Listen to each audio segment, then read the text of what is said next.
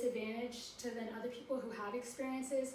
And so within the Children's Rights Organization, we're trying to help them by giving them kind of more experiences in establishing that, so they're able to have like a better kind of build up more of their resume.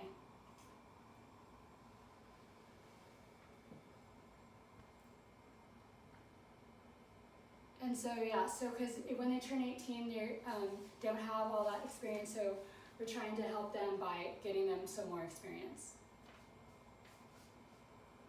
and have more benefits by this. And now Ashley is going to be talking about the incarceration rate, which is also a big factor. The youth that have aged out of the foster care system are more likely to be involved in the criminal justice system than their peers. This is known as the foster care to prison pipeline. And to define that, it's the practices and policies that funnel young people from the child welfare system into the criminal justice system. This is estimated that 2/3 of the youth connected with that of the criminal justice system were, to some degree, involved with the child welfare system. This implies that a majority of the youth will have already entered the criminal justice system before even turning 18. Various factors contribute to child delinquency, including physical abuse, exposure to domestic violence, and a low socioeconomic familial status. For example, victims that are exposed to child maltreatment have a recidivism rate of 46%. And a recidivism rate is them returning to the criminal justice system after offending and getting out the first time. This suggests that foster children are more likely than to become repeat offenders, consequently returning to the criminal justice system. Moreover, specific demographics like that of Black youth, LGBTQ youth, and those diagnosed with mental illnesses are more likely to be in foster care, as well as experience discrimination within the criminal justice system. This in turn may impact potential home placements and overall treatment within the child welfare system. Christina Wilson Rimlin, lead counsel for Children's Rights, stated, "As soon as they get labeled bad kids, it's really hard for them to get unlabeled. Therefore, it is imperative to provide the support necessary for a smooth transition and a semi-permanent home. But it is due to the various financial implications associated with incarceration. On average, the housing costs per inmate per day, particularly in the state of Texas, is $50.79. This totals to $18,538 per year. Additionally, the cost to construct such prisons would amount to roughly $60,000. The research has suggested that in general, the availability of adult responsiveness and acceptance, a comprehensive plan prior to the transitional process, as well as extracurricular activities, may function as preventative factors in relation to the rate of reoffending. Advocates have proposed several solutions regarding the susceptible demographics, and to go over those again, that those demographics are Black youth, LGBTQ+ youth, and those diagnosed with mental illnesses. These provisions would be trauma-informed care, so mental health counseling that is geared towards them. It would also be the elimination of group homes.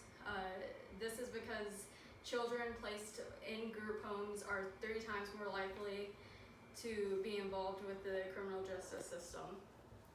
And then we would also need to pay attention to the nationwide adoption and implementation of non-discriminatory practices attentive to the protection of LGBTQ+ youth. This is important because it only exists in 27 states and Washington, D.C.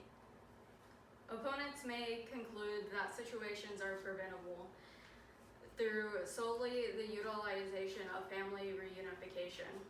In many programs, it is considered to be the preferred permanency option for children upon removal from the familial environment.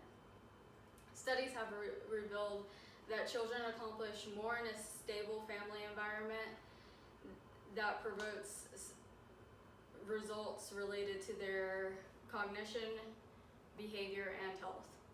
However, the lesser number of children re-entering the foster care system is often an indication of an improvement within the family functioning as well as child safety.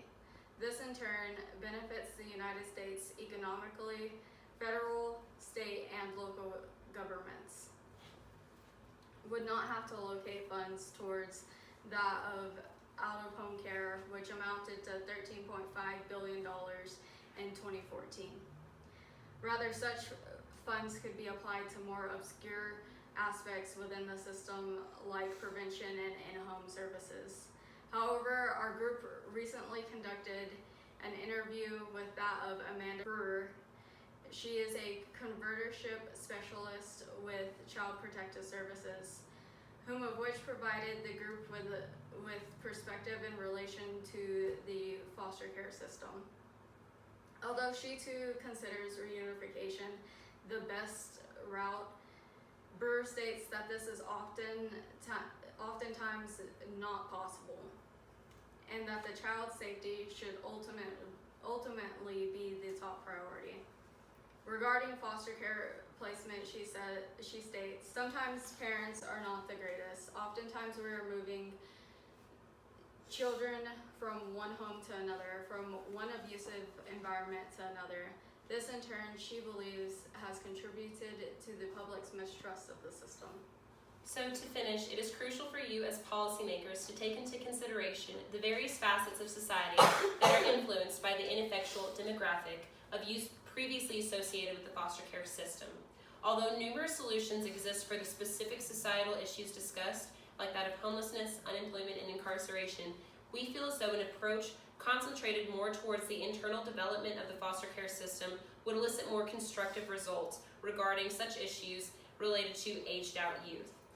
Essentially, our group's plan of action is to enhance the perceptions regarding the foster care system through areas concerning financial compensation, effective public communication, and the reformation of the foster care system's brand in the plan of action known as Break the Stigma. One solution that may be vital to the general improvement of the system in relation to the issues mentioned thus far would be the provision of financial support to both established social workers as well as prospective ones.